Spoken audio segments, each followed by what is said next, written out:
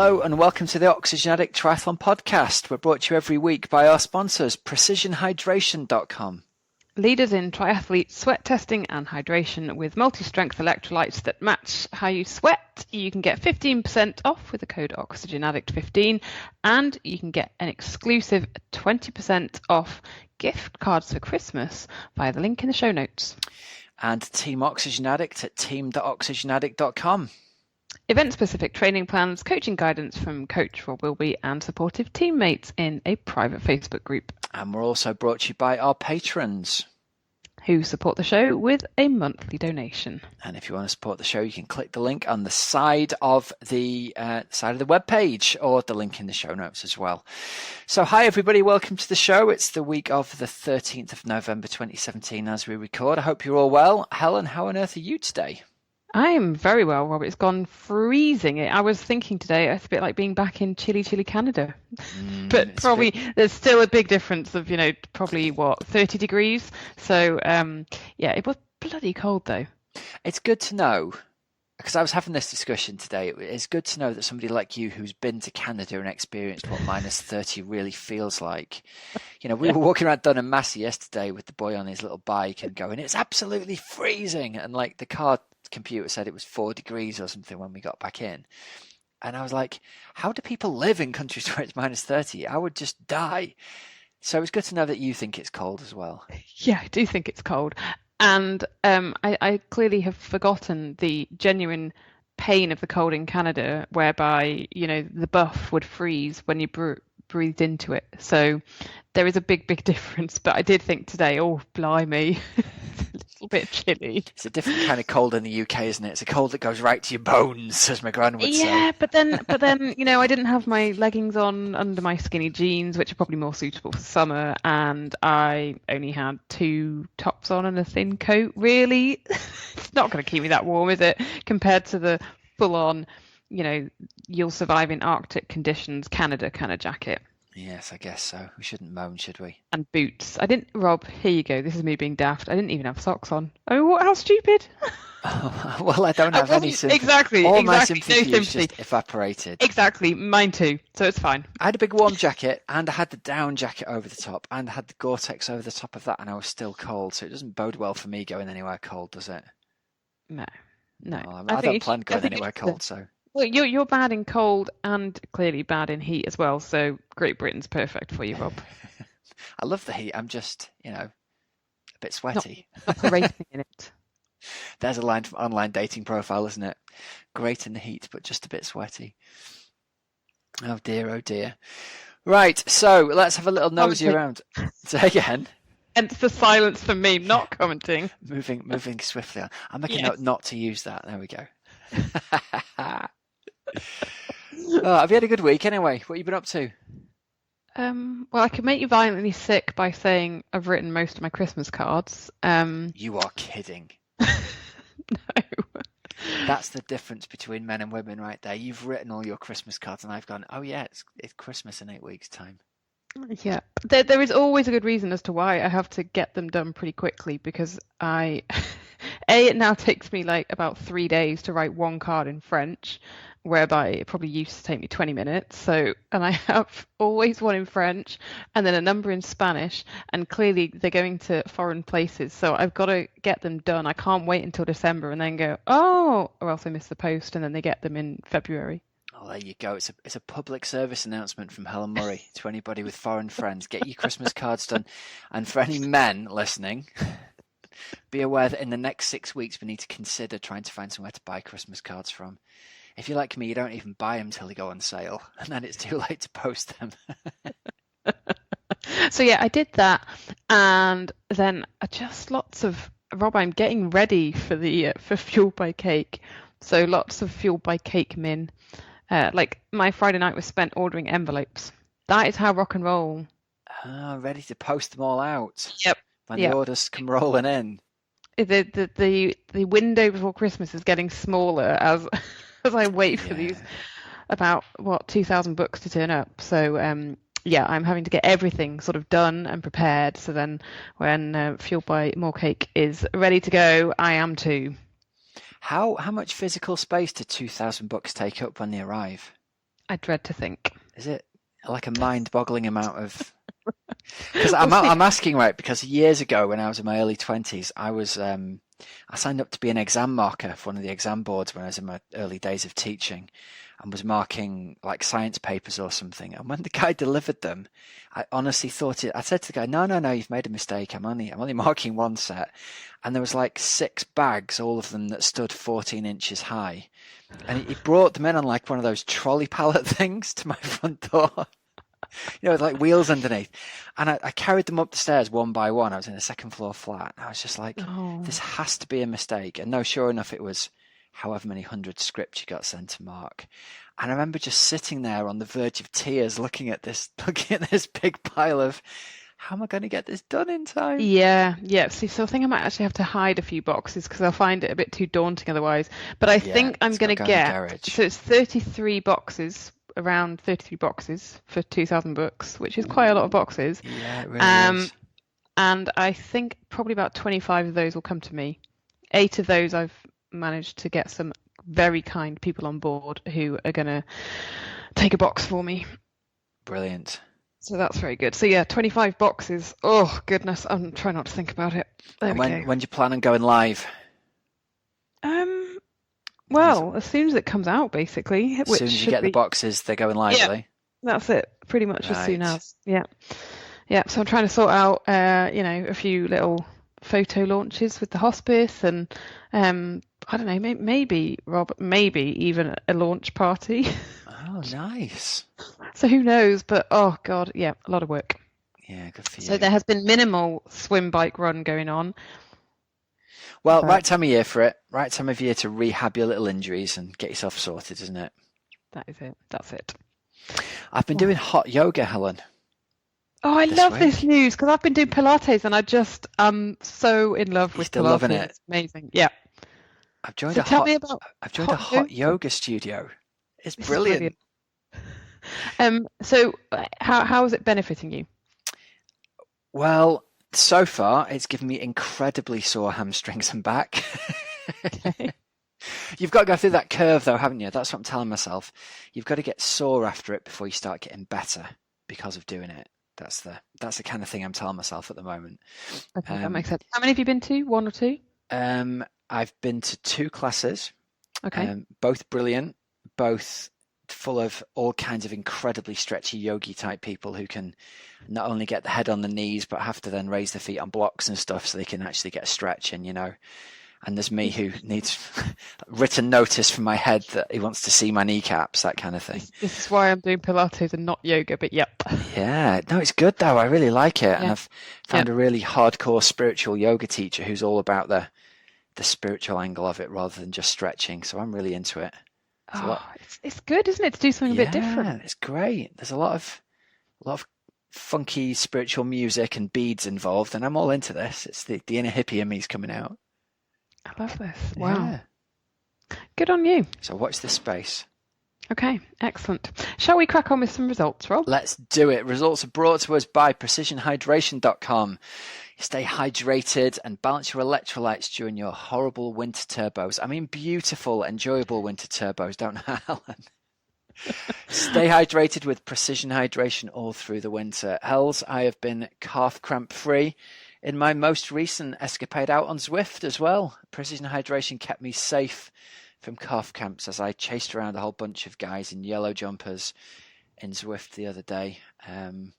This is superb news. This is superb news. Well, my head has been staying very warm from the hat. And don't forget that you can get a gift card. We've got an exclusive 20% discount for listeners. So you go via the link in the show notes, and it's a great idea for a Christmas gift. You can load it with the amount that you want, from like £15 up to £100. And then the person that you're going to give it to will take their online sweat test, and then you can use that gift card to get the electrolytes that match your sweat. It is a no-brainer for that awkward auntie or grandma in your family who wants to buy you a gift, isn't it? Get yourself this rather than a copy of the latest hardback, paperback Richard and Judy novel that you don't want anyway. Get it ordered, team. Get on it. Get some precision hydration in your life. All right, Hels, tell me about the results. First up, we had Eamon Mullen's back after 2 years out with a win in China. Yes, correct. Eamon Mullen took the win in 4:09, just ahead of Imogen Simmons, who was one of our ones to watch, wasn't she, Rob, this year? You did well with those hills. Fair play. Yeah, and then Hayley Chura in third. She's a really fun character, by the way, Hayley Chura. Just thought I'd let you know that. I listened to a podcast with her the other day. Very interesting. In the men's race, Sam Betten took the win in 3:49 ahead of Justin Metzler in 3:53 and Jonathan Sheeran of the USA also in 3:55. But yeah, Rob, that is brilliant to see Eamon Mullen basically back, fit and winning. Yeah, that's great to see, isn't it? I look forward to more great results from her next year.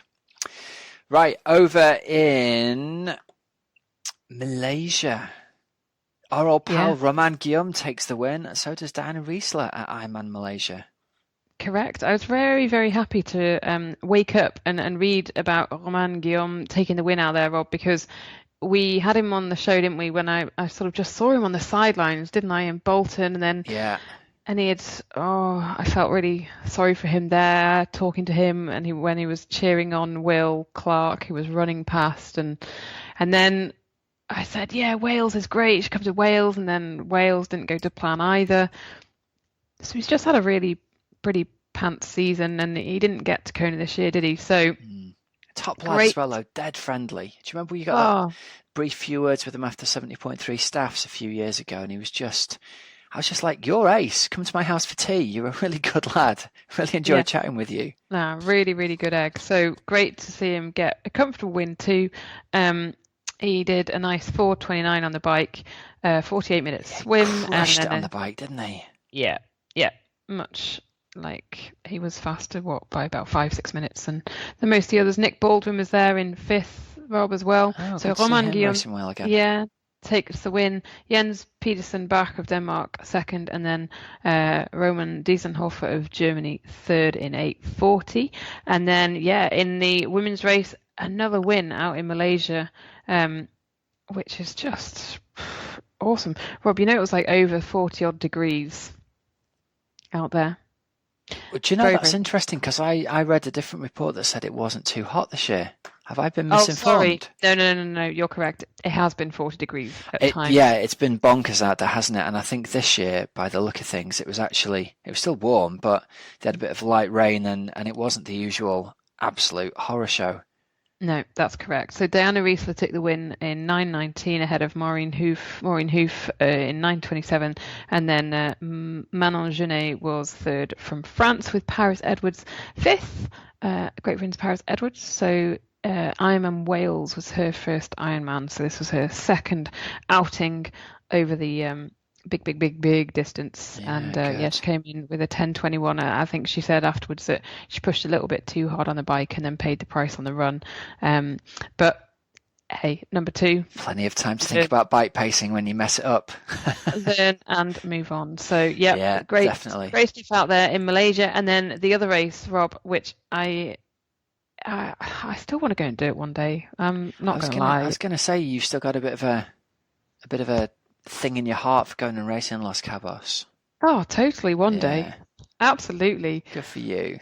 I would love to, but it probably won't happen for a couple of years. But anyway, one day I would go out there, and even if it wasn't an Ironman 70.3, if there was like an Olympic distance there or something, I would go and I'd love to race out there. It is one of the most stunning parts of the world. Down in Mexico. So Terenzo Bozzoni took the win in 3:45 ahead of Matt Chabot, and then Kevin Collington, our pal. Tim O'Donnell fourth, and then Rob, your favourite named athlete ever, Jackson Laundry, was fifth in 3:55. In the women's race, Jenny Seymour took it out in 4:18, just ahead of Angela Nath, who also has had a couple of tricky years through injury, and then Carrie Lester was third in 4:21. Awesome stuff. Great results there. I've got to say, mate, looking at those photos of Los Cabos, why would you not want to race there? Exactly. Yeah. Honestly. And then you can go like sea kayaking afterwards and just go and see like all these crazy colonies of they have like loads of manta rays and things like that. Oh, nice place for a holiday this time of year.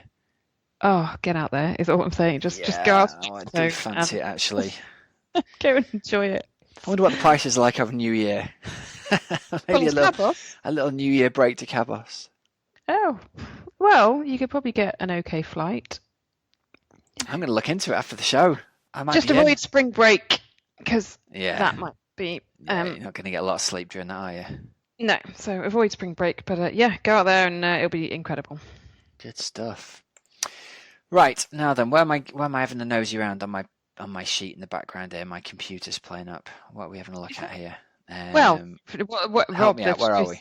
Well, we always have a choice in life. We do. So the choice we do. So the choice in life today, at this precise moment, is: do you want an interview or do you want Coach's Couch? Let's do Coach's Couch and then we'll do our interview. How about that? Okay, yeah, that's fine. So Coach's Couch this week is sponsored by Team Oxygenaddict.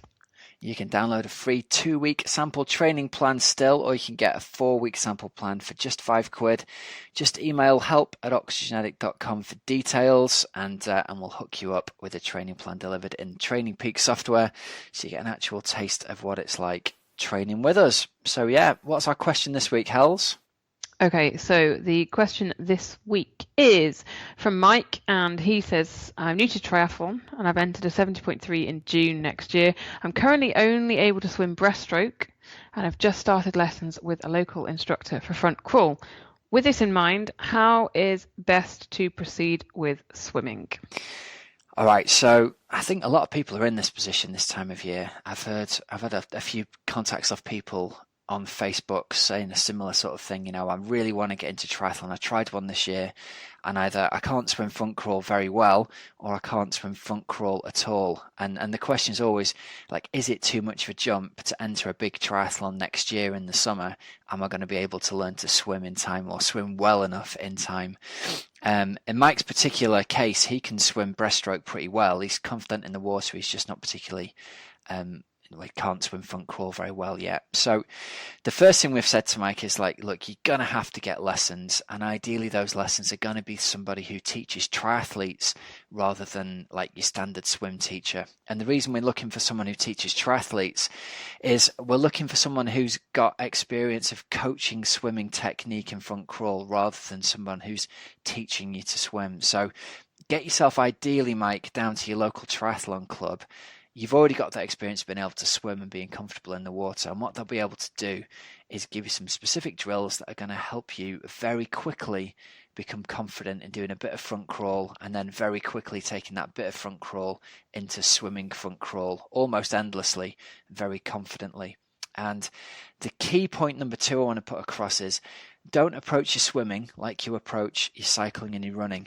You're not going to be able to get fit for swimming when you can just swim a little bit of front crawl by training that front crawl. What we want you to try and do is get fit as a byproduct of practicing perfect technique rather than trying to get fit by swimming hard, because the worst mistake you can make as somebody who's either learning crawl or just isn't very good at front crawl yet is by trying to do club sets, pushing yourself really hard, because all you're going to do is ingrain that poor technique by effectively practicing it over and over and over and over again. And if you think you do maybe 20 to 25 strokes a length, 100 meters is about 100 practices at doing that stroke incorrectly. So get those technique lessons, get the specific drills and practice those drills, and then you're going to be practicing the correct technique all the time. Your swimming speed is going to naturally just increase as you learn to swim properly, but you're just not going to get there by trying to swim harder. It's much, much easier to learn to swim correctly and then pick up the fitness near your event than it is to start with a really poor technique and reinforce it lots and lots of times. Now, in terms of the actual drills we'll have you do, the first thing to focus on for anybody trying to do front crawl is breathing. So there's some great drills you can do, and I encourage you to go over to the Swim Smooth website and have a look at that, or the drills that are on the Oxygenaddict website as well. They've got some great drills called sink downs, which is basically you taking a deep breath in the shallow end and then just blowing out all of your breath and trying to sink your body all the way to the bottom, so you sit on the bottom of the pool. And there's another one called bubble, bubble, breathe, which has got you actually saying words under the water.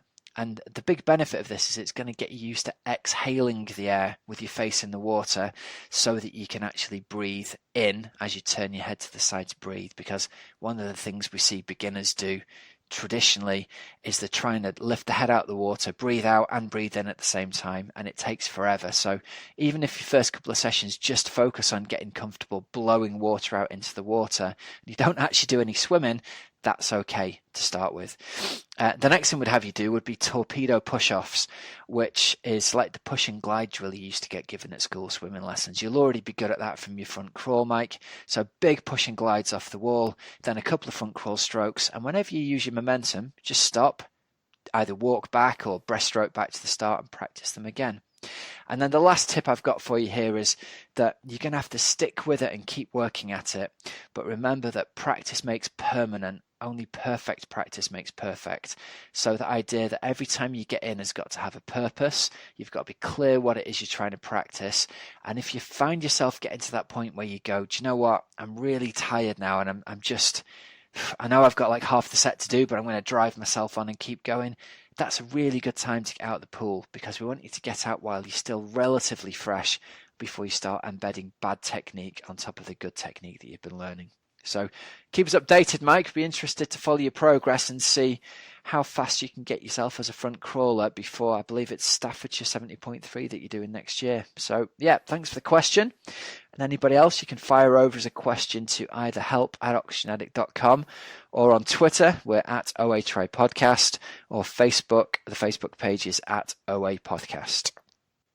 Awesome. And I want to throw something in here, Rob, as well, for Mike, and it's going to be that essentially you will get there, as Rob said in his last point, but it does take time, so you do have to be patient. But if you go back and listen to a lot of the interviews with age groupers that we've spoken to, even pros, many have said that they came into the sport without a swimming background and they have worked their backsides off. That's right. To get to the point whereby they can actually race, not even just complete it, they can race. So, yep, little steps, and maybe in June it will be a case of completing that. That is the goal, completing it, whether it be a mixture of breaststroke and front crawl, or whether it be mainly front crawl with a tiny bit of breaststroke. But then who knows, in another year or two, you could be racing it too. Not even a year or two. People make such quick progress when they get their mind to it. Yeah, I think the absolute key is to remember that you're going to get to a point relatively quickly where you go from thinking, I'm just out of breath all the time and I'm just have to stop after 50 meters. Once you get control of your breath, which is why I focused on talking about breath in this section, once you get control of it and you realize, actually, I can now effectively swim forever.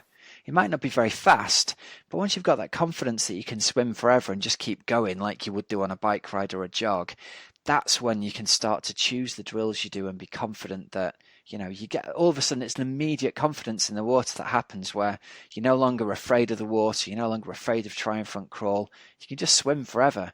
And the breathing is the key part to that. Once you get it sort of fired up and hooked and you can blow that air out into the water, you won't have that out of breath feeling all the time. And especially when you put a wetsuit on to racing, you'll find your body floats like you're lying on a surfboard virtually. So it's just a question of moving your arms through the water and keeping calm with your breathing, and you're going to easily get to the finish line within the cutoff. It's just when you're fighting and struggling it that you're going to have problems. So loads of time yet. Look forward to see how you get on, mate. Love it. Mike, good luck. Right, Rob, shall we move on to the interview of the week, and then we'll come back with a little bit of news? Yeah, we've got a great interview this week with Kit Walker, who we've wanted to have on for ages. Winner of the Outlaw. He's got some fantastic tips as well as a great story for him of how he's got to where he is to be Outlaw winner and course record holder. So we'll go over to our interview of the week with Kit Walker. Kit, welcome to the podcast. It's great to get you on the show. How are you doing today? Yeah, good. Thanks for having me. Oh, it's a pleasure. I believe we've just got you back in from one of your training sessions, haven't we? Yeah, I just got out of the pool. Yeah. Good lad. Make the rest of us feel guilty. All right, so listen, it's great to finally get you on the show. We've been following your story and your progress with interest, especially over the last couple of years, with you winning the Outlaw and then backing up again this year and breaking the course record at the Outlaw. So you've definitely been on our radar to somebody to get on an interview. So it's been a pretty amazing year for you, hasn't it, really, with that course record at the Outlaw? Yeah, definitely. That was a big goal for this year, and I was very happy to pull it off. So how did you end up getting into triathlon in the first place? We'll come back around to talking about this year at the Outlaw a little bit later on. But what was your story of how you got into triathlon, firstly? As a kid, I swam, but not at a great level. I got to kind of county level and then never went any further than that. And then didn't do much through my teenage years. And then it was about 6 years ago. My brother was doing a triathlon local to me. And he said, I'll lend you my old road bike and I'll lend you a set of trainers if you want to have a go. And that was it, really. I had a go and it stuck. You were bitten by the bug right from that moment, hey? Yeah, I'd spent a few years racing downhill mountain bikes, and pretty much the day after the race, I put my mountain bike up for sale and bought a road bike. And that was it. You were in, yeah. Fully converted to Lycra. And how long did it take you before you had a crack at the long distance stuff? About 18 months after doing my first one. I think I did my first race was about April 2011, and I did my first full distance in August 2012. What race was that you did in August 2012, and what sort of time did you come in? It was Challenge Copenhagen before it went to Ironman. Okay. And I did 10:28, I believe. Wow, so a really solid debut in 10:28 then. Yeah. Which is a time that a lot of people would work towards over many years. So you've clearly got the talent there from the gun. But to put it in perspective, the Outlaw course record this year that you just did is 8:39. So you've gone 2 hours faster over that preceding 4 or 5 years, haven't you? Yeah. There's been some good steps forward. And that's what we want to get into. This is what we want to find, the secrets of Kit Walker, and what have you managed to do over those years that has managed to get you 2 hours faster, I guess. Yeah. Right, well, let's jump in then. When would you say was the first time that you had what you might consider to be a breakthrough performance at the longer distance stuff? I think that probably goes back to Outlaw when I did it in 2013. I did Copenhagen and then I enjoyed it, and then we booked straight away to go and do Challenge Barcelona, which was the same year, about 6 weeks after. And when I went a little bit faster there, I think I went about 10:9 or something, and that kind of through that winter really set the seed if I could break 10 hours. So I entered Outlaw for 2013 and set the goal of going sub 10 there. And how did that work out that year in 2013?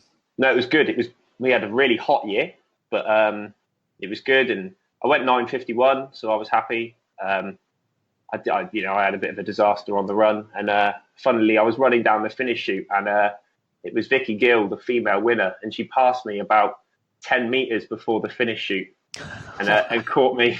So I was in all the magazines for all the wrong reasons because I was in the background of her winning photos. What a great story. And so how did you structure your training then over the intervening years? Because I think that provides a real good comparison, doesn't it? 2013 is 9:51 after a really solid first winter of training. And then 2016, when you won it for the first time, was 8:58. So you're a whole hour faster there. What have you done over those intervening years, do you think, that's allowed you to get faster?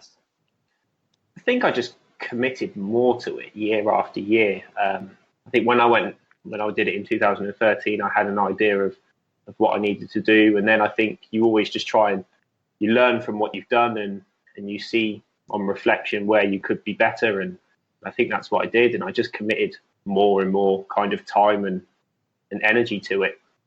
Okay, so what sort of training volume were you doing back in 2013 when you did that 9:51? I've never done massive training volume against what some people would kind of imagine, but it would have probably been about 12 hours a week, 1 to 2 sessions a day within the week, and then a longer one on the weekend. Quite a typical kind of full-time job Ironman structure. Yeah, okay. And then how has that changed over time then? Do you do more volume now than you used to? Yeah, I'm fortunate enough now that I only work in my real job part-time, so I have a bit more time on my hands, so I have more time to train, so I Yeah. can do more volume. Okay. Now you mentioned obviously that you came from a swimming background as a kid and you swam to kind of county standard back then. How much swim training do you do these days? I tend to do four sessions during the winter, and maybe a fifth one if I do an open water session during the summer. So anything 15 to 20k a week. Right, okay. And then in terms of your bike training and your run training, how many sessions a week of that will you do, and what would they typically look like? Bike will be 4 to 5, a mix of turbo and road, depending on what I'm doing, but there'll be generally a longer one, a couple of harder ones on my turbo, and then either some steadying ones if I'm feeling a bit tired, I'll do some easier spins. And then running, something I did this year with my running is I basically ran every day. I didn't do any really long runs, or I didn't do a weekly long run as such. And I didn't do like any really big sessions, but I was running 7 or 8 times a week. And that just seemed to be a lot better. Wow, that's interesting. So you really hit the frequency of it rather than just kind of chunking it up into 2 or 3 runs in the week, and that really helped you feel. Yeah, I think I'm a bigger guy, and I always suffered with kind of like shin splints and calf problems, and I haven't had a problem this year, and I've been really consistent, and my running volume was more consistent in terms of total weekly volume than it had ever been. I think there were still some things missing from it. I think the fact that I didn't do enough long runs maybe, or I did drop a bit of intensity because I was just doing more steady volume. But I think that definitely it paid off. And I was generally running every day with 1 double run day. So eight run sessions a week. I tell you what, it might be interesting to see. We often see with guys who've done that block of frequency in the running, it really helps for the season after that as well. And you know, that consistent season of running for you where you've not picked up any niggles and injuries, that might mean that you can then add in those longer runs for next year, and maybe you'll really see another leap in your running performance for next year. Yeah, that's what I'm hoping. The kind of focus for this year is to really work on my kind of 5k, 10k speed over the winter and get a bit of actual speed into my running, and then next year drag it out a little over the distance. Yeah, good. So listen, your win in 2016 at the Outlaw, talk us through that, because that must have been a pretty special day. Yeah, 2016 was good. I went there wanting to win. It was definitely the goal, and it just went well again. And I went in. I'm pretty good before a race. I don't get super nervous, and I generally deal with things quite well. So I just went in and I just executed quite well, and I think it just went almost to plan. You know, I've never nailed an Ironman marathon. I've always fallen apart in the last 15k. So that's something to work on. But I'm just falling apart less as I get further into them and get more experience. I tell you what, man, everybody listening's probably fist pump in the air right now, going, "Yes, even Kit Walker falls apart in the end of an Ironman marathon." Yeah, it's just something that I don't know. I'll crack it one day, but it's hard, isn't it? It's incredibly hard to put a decent back end of the marathon together after 7.5, 8.5, 9.5 hours of exercise, whatever you've been out there for. So it's great to hear that even at the very pointy end, that's exactly how it feels for you as well. I'm sure there'll be a lot of people enjoying that, to be honest. Yeah, good. And you watch Kona a few weeks ago and you see Patrick Lang running that last 10k and he's not slowed down, and I'm just shaking my head going, I don't even know how he does it. I tell you what, though, the other thing you can do is you can look at Lionel Sanders and how he's running in the last 10k, and think everyone can relate to that. Yeah, Langer was the real standout in that, wasn't he, for not falling apart at the end of that marathon. It's pretty stunning. Yeah. So it was the back end of 2016 that you stepped up to start racing pro, wasn't it? Yeah, I did 70.3 Mallorca early 2016 as a pro, and then I put a lot of focus on Outlaw, and then after Outlaw in 2016, I did Weymouth and then Ironman Mallorca. And how have you found it being sort of racing pro, but still, you said you're working only part-time now, but it's still difficult fitting that in around a job, I'd imagine, right? Yeah, it's a balancing act that I'm not sure I've got quite right yet, but it's something that I think I've improved more this year. The racing at the pro level is different. It's so different. And I'd had a couple of results back in 2015 where I'd kind of been in top 10s at 70.3 Ironman. And when it was Challenge Weymouth was the ETU European distance, full distance in 2015. And I think I was 8th overall or something there. And I was like, oh, a good winter of work, and I'll just train 10 more hours a week and it'll be easy. And it wasn't. So how was it then racing pro for the first time when you first lined up on the start line with the pros? What did you said, it was very different racing as a pro, but how does that manifest itself in reality? How does it feel different? I think it's just the sheer speed of the swim start was something that caught me. And I did 70.3 Mallorca, and it's a popular race, and there were 60 pro guys lined up on the start. And even if you're on an age group start with 1,000 guys, normally as a stronger swimmer, I'd be away in the first 400 meters. But with these guys, no one gave an inch in the first 400 meters, and it was just a proper scrap and things like that. And it's much more, I think, because there's more pace lines and people ride more within that kind of in the packs of guys sitting at 10 or 12 meters, and then it's a lot more surgy and it's a lot more tactical. But I think there's a lot more intensity in pro racing than there is in typical age group racing, just because it's more tactical and more competitive, as it were. It's more of a race than a steady state time trial. That's a massive field as well, isn't it? Having 60 pro guys on the start line, it's one of the much, much bigger races than others, isn't it? Yeah. You don't get that at every race. What was your experience like of racing pro at the 70.3s in the UK this year then? I mean, I'm sure you're going to get a similar kind of experience, but on a smaller scale, right? Yeah, they've been good this year, actually. I've really enjoyed them. And it was good to see the kind of progression that I'd made from when I did the first one in Staffs to Weymouth a few weeks ago. And there was some definite notice improvement on mine compared to guys that I've raced 3 or 4 times already this year. Yeah, because you were out of the water you weren't first out, but you were in a little group of 3 of you, weren't you, in second out of the water kind of thing? At Weymouth, yeah. And it was good because I raced against Fraser Cartmel at Staffs and at Edinburgh, and he'd swam a minute into me pretty much both races. And then at Weymouth, I managed to sit on his feet for the swim. And we got to the kind of 400 meter mark. And typically, I've always not been able to hang on for that initial burst through the first 400 meters.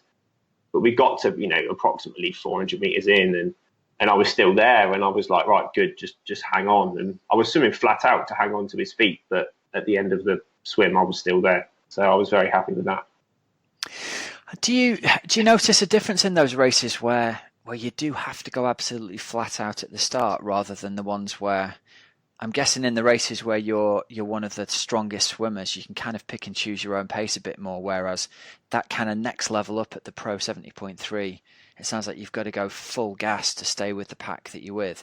Do you think it has a knock-on effect into your race later on in the day? Yeah, I think potentially, especially if you're not conditioned to it or you don't train specifically for it. And I think that's where I haven't done in the past. But to make that first group, it's such a benefit to be sat on the feet of 3 or 4 guys and in front of you. But I think, yeah, like you say, my breathing rate is probably as high in the whole race, like in that first 400 meters of the swim.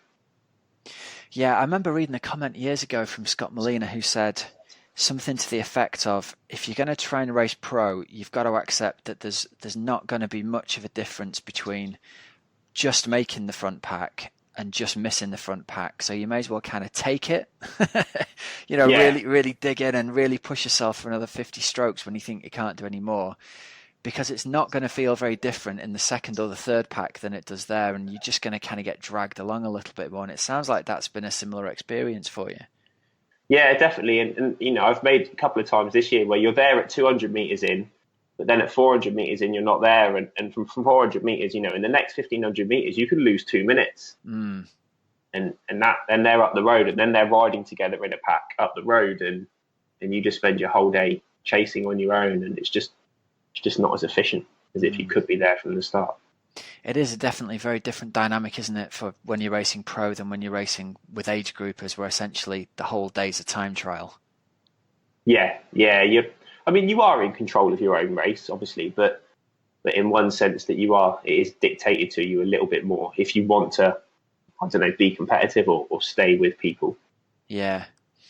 And it looks like you had. I'm a bit of a geek here. I wrote down the stats and the numbers from the Outlaw for comparison. I think you swam 3.5 minutes faster this year at Outlaw than you did the year before. Do you think that's a reflection of your swim continuing to improve year on year? Yes, I think that we certainly have very, very good conditions at Outlaw this year. It was still, but I was feeling my swimming in general has been much better this year than it has ever been. And then out onto the bike, the thing that raised my eyebrows was I remember interviewing, I can't remember who it was now, a couple of years ago, who'd raced the Outlaw, and he said, Outlaw's got a reputation as being a fast bike course, but it's not. It's only fast relative to the other bike courses in the UK. And to see you go 4:33 on that course was, I mean, it was fast last year when you went 4:45, but 4:33 on that course really is shifting, Kit. Yeah, I've never felt so good on a bike than I did in the second half of that ride. If I'd got back to the pier, back to the lake, and they'd said go and ride another 90k at race pace, I would have been like, yeah, all right, no problem. Really, I just felt unbelievable, and I was just in a really good place. I'd obviously got my nutrition spot on, and I didn't feel low at any point on that ride, and I just held consistent power. My power, I've actually got hour splits on my power file, and my fourth hour was actually my highest split, my highest normalized power for the fourth hour. And that showed actually, because I remember reading an update from one of the news sites, Try 24/7, I think, that said you had 3 or 4 minutes on Craig Twigg at the 80-mile point, and then you had 12 minutes on him at the finish of the bike leg. So you must have been super strong at the end of that. Yeah, I'm quite good that I'm quite disciplined, and I do use numbers to race with. I'm not a complete slave to them, but I certainly use them, and so I definitely don't go out too hard on the bike. Especially on a race like that where there's only a few of you up the front, and so I went out at a pace that I was very confident I could sustain for the whole ride, and just followed those power numbers all the way through, and in the I got my nutrition good, and I didn't have any lows or dips, and I just managed to keep pushing them all the way past 100 miles to home. Well, let's talk a little bit about nutrition at this point, because it's something that always comes up. It's often a question about what people should eat and how much people should eat. So I know it's always very personal, but would you mind going through the sort of stuff that you took in and ate during your record-breaking Outlaw run? Yeah, my long distance races, or any of my races, are fueled entirely on gels. Okay. I'm fortunate enough to be sponsored by OTE Sports, and they have they make fantastic gels. Nothing stupid with crazy flavors, but real nutrition, natural, and they're pH neutral, so they're supposed to be really gentle on the stomach. So it's literally a case of I have an aero bottle on my down tube, and I whack 15 gels in it and a little bit of water, and I take a sip every 20 minutes. So that'll have you in the region of, 1,200 calories, something like that, will it? Yeah, something like that. Yeah, 1,200, but just over 1,000 calories from gels. And then I drink I'll start with my own bottle of sports drink, and I'll pick up sports drink from the aid stations as we go round. And then I tend to carry 2. They have rocket fuel caffeinated gels, which have got 100 milligrams of caffeine each. So then I tend to carry 2 of them in my pockets. Okay, so let's see. So a 4.5-hour bike leg. We're talking about 1,200 to 1,400 calories of gels there, and probably another, what do you reckon, 500 to 700 calories from sports drink? Would that be about right, do you think? Yeah, it's somewhere around the 2,000 calorie mark. I can hit, and I have worked it out before, I can't remember off the top of my head, but I'm certainly north of 300 grams of carbs an hour. Yeah, it's going to be 300 grams. I'm trying to work it out in my head. Maybe 300 calories, sorry. Yeah, that's more like north of 300 calories an hour, but it's not far off that kind of 90 grams of carbs an hour mark. Yeah, that would make sense. Yeah, so it's quite high, isn't it? But you've mentioned already, I think one of one of the mitigating factors is you've already said you're quite a big guy and you can obviously process calories really well, can't you? Yeah, I'm 6'4", so there's quite a lot of me to get around. Yeah, I'm always at a kind of pains to point this out for the listeners when someone mentions, especially pros, when they mention how much they're taking in the hour, because the interesting thing there is that 350 calories an hour doesn't sound like that much, and it's quite easy to take that much or that amount of calories on during the event. And for guys who are smaller than you or slower than you, they're going to end up with huge amounts of calories sitting in the stomach and not doing anything. So I'm guessing you've really fine-tuned your nutrition strategy during training, right? Yeah, it's something that I've certainly worked on, and I've worked on a little bit over the years and played with, having a little bit of solids in there and not having solids. And I just stuck with just load up a bottle. I mean, it's shot me in the arse once where I lost that bottle very early in a race, and then all of a sudden you have to rely on course nutrition because 1,000 calories has just gone missing. But that's awful. Yeah, but if you can keep hold of it, then it's simple. You haven't got to worry about gel wrappers. You haven't got to worry about sticky fingers. I set a time alert on my Garmin every 20 minutes, and when that beeps, I take a mouthful. Yeah, dead simple. I'm a big fan of that strategy as well. It's interesting that it works across the board from first timers all the way through to pros, Kit. That's very interesting. Hey, listen, so you mentioned OTE sponsoring you there. Have you started picking up a few more sponsors now that you're racing pro? And who are they, if so? Yeah, I've got a few good sponsors, and then there's a few people that I'm working on potentially for next year. The guys, Rayskin, who also sponsor Outlaw, do my kit. And they've been fantastic this year, and I have that pink and blue kit that hopefully stands out. OTE do my nutrition. Blue 70 were good enough to give me some wetsuits this year, and I got some wheels from Harry Walker, Revolver wheels, and they were lightning fast. And I also for Outlaw this year have one of his coated chains. Now I was going to ask you about this. I just saw that on Twitter. They coat the chain in some kind of magic dust rather than putting oil on it, right? Yeah, it's wax. I don't know the exact recipe, but yeah, it's a wax and a PTFE type thing. So they get a standard. It was a standard Dura-Ace chain. It goes through an ultrasonic cleaner, gets stripped back to all the factory grease comes out of it, and then they coat it in this thing. It's only good for about 300 kilometers, so it's not a chain you use every day. But my drivetrain for Outlaw was just immaculate. It was just silent and efficient, and every watt counts. Well, that's it, isn't it? And you said on either an Instagram or Twitter post, you posted a picture of this and said you really felt like you felt the difference. And I've heard about these chains, but never used one myself. So I wanted to ask you about that. Did you feel like you felt the difference as you were riding then? Yeah, I don't know whether it was just because it was just silent or whether it was a little bit psychological, but it genuinely felt that just every bit of effort I was putting through the pedals was just pushing me forwards. Interesting. Another little thing that people can look into, because a chain isn't a very sexy thing to buy, but if it gives you the 3 to 5 watts as is claimed, just for changing a chain and spending, what are they, like 50 or 60 quid rather than 30 quid for a standard chain, it's a big payback for a relatively small amount of money, I suppose, isn't it? Yeah, and that could be you could spend 6 weeks training to try and push your FTP up 5 watts or anything like that. Yeah, you can't. There are some things you can't just buy, and we try and find them. Yeah, that's it. So one of the other things, obviously, you mentioned your Rayskin kit, which does look very cool, and I've got Rayskin making up our Team Oxygenaddict kit as well. I really rate them as well. I think they're a great company, and the product's fantastic. And it advertises your coaching brand. So talk to us a little bit about your coaching then. Let's give you a plug for that while you're on. Yeah, that was something that started a few years ago now, actually. Some people in my local tri club just approached me as I was obviously starting to get better race results and be more successful, and they said, would you be willing to kind of help me out?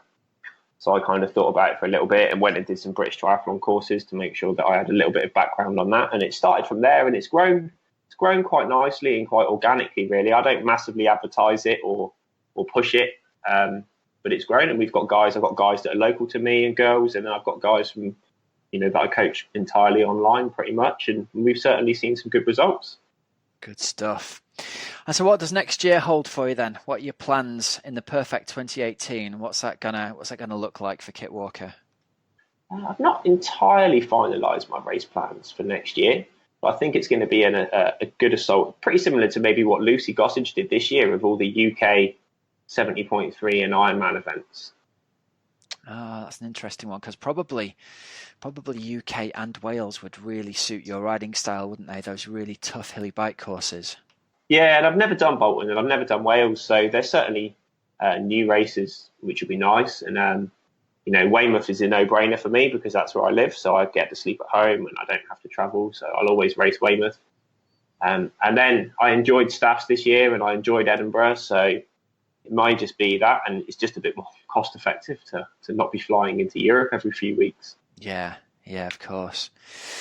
And do you think you could be tempted back to the Outlaw to see if you could lower that record even further in the coming years? Yeah, there's certainly been conversations about it, but I don't know at the moment. I've kind of said I'm happy to leave it where it is, and if someone else comes and takes it away from me, then I might be tempted to go back and try and take it back. But I think it would, we were blessed this year with weather conditions, and you wouldn't want to go back trying to take it back, and then you find it's a day where it's chucking down with rain and super windy. Yeah, that's true. The weather plays a huge part in it, I suppose, doesn't it? Yeah, especially on the bike, like you say, that it's not a fast bike course, but I think that's because a lot of it is on quite exposed roads. And if there's much wind, then you could spend quite a lot of time ploughing into a headwind. Yeah, interesting. Hey, well, listen, thank you very much for coming on and taking the time to talk to us. It's been great to get your insights, and congratulations on that course record at the Outlaw. I wonder whether we'll get a day anytime soon, whether anyone can get near 8:39, Kit, or whether you'll be hanging on. I think you'll be hanging on to that record for a couple of years to come yet. Yeah, I think, I didn't run very well, so my run split, if someone could run closer to 3 hours with a similar swim and bike, then 8:30 would be on the cards. But... Well, it'll be one to watch. But listen, mate, thank you very much for coming on the show. We really appreciate it, and all the best for the upcoming 2018 season. That's all right, no worries. Great to hear a story of consistent improvement over the years, isn't it?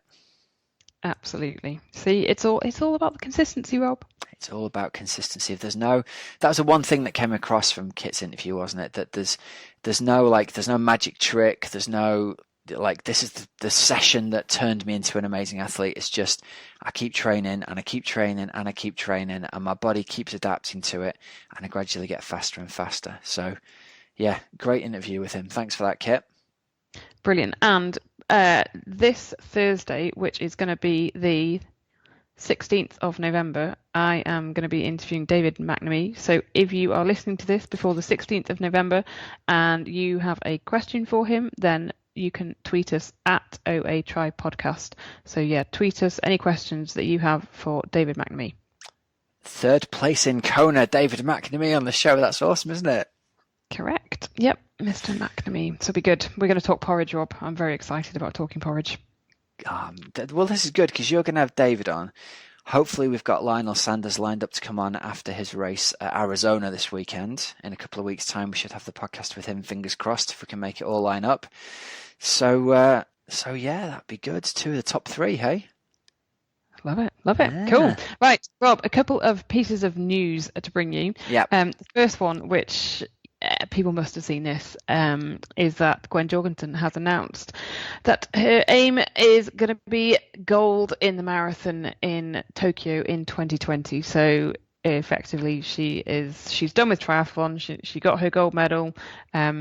She didn't just get her gold medal, did she? She, world champion, crazy, unbeaten, run in the WTS series, and she's been the triathlete, hasn't she, over the past few years. So yeah, she's now turning her attention to simply running. So she did the New York City Marathon basically on the back of triathlon training in a 2:41.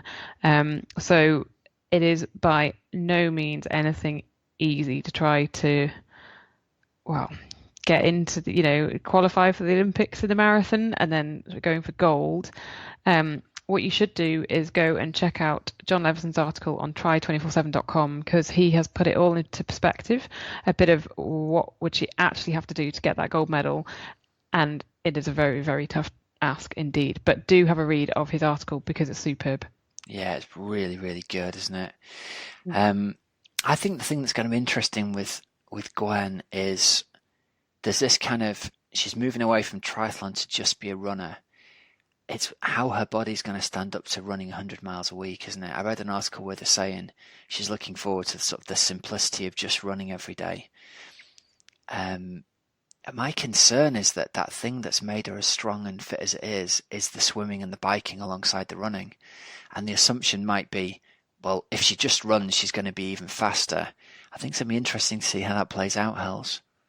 Yeah, definitely. But you know, when we were talking about the Italian athlete last week who had done a really impressive time, hadn't she? The Sana, is that her name? Yeah, Sarah. And part of the reason that she had been doing the swimming and the biking to try to prevent injury effectively, wasn't it, as well? Exactly. She had extra aerobic training without smashing the body up.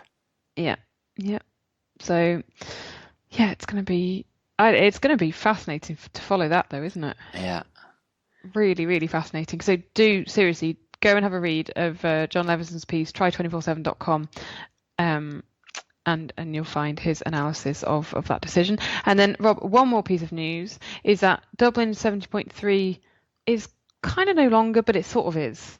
Yeah. So they just renamed it, haven't they, essentially? Exactly. So Ironman 70.3 Dun Laoghaire has been announced. It's Dun Laoghaire is now going to be sort of home to the whole event. Previously it was the swim base and they had a separate transition, didn't they? But yeah, they're now going to switch the whole thing to Dun Laoghaire, and it is going to take place on the 19th of August 2018. Very nice. Close to the ferry port, easy to get to. Exactly. And I had a very good, very, very good friend. I was going to say, in fact, sister-in-law did it last year or this year and said it was great. Really enjoyed it. It's meant to be a beautiful bike course, isn't it? Stunning scenery and out in the countryside and all that. Yeah. Lovely. Yeah. And a final thing, really, Hells, coming up this weekend is Ironman Arizona. So I was having a little nosy at the start sheet for Ironman Arizona, and it's tempting to think that Lionel Sanders would just punch his ticket and go back to Kona next year, but we all know that ain't going to happen, don't we? I don't know. Do you think it would be in any part of his body that he could just go and punch it? There's absolutely no chance that Lionel Sanders will not be going 100% as hard as he can to try and break his own record there. There's no question. But Brent McMahon, Victor Del Corral, Jeff Simmons, Pedro Gomez all there as well. So fast course, strong bikers.